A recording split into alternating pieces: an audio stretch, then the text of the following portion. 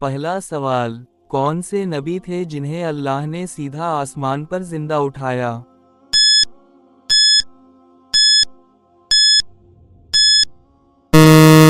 सही जवाब है इदरीस। दूसरा सवाल, वो नबी जिनके हाथ में चांद 2 टुकड़े हुआ?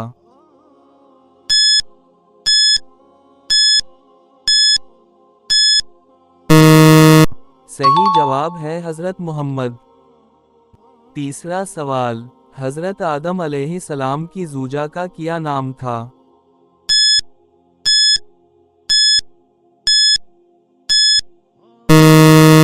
सही जवाब है हवा।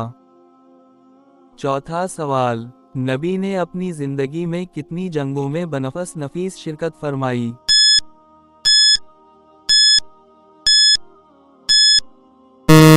सही जवाब है 27। पांचवा आखिरी और अहम सवाल, हजरत मोहम्मद ने सबसे पहले दावत इस्लाम किस काफिर को दी?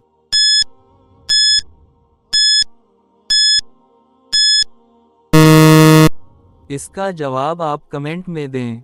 मज़ीद अच्छी वीडियो के लिए चैनल को सब्सक्राइब करें।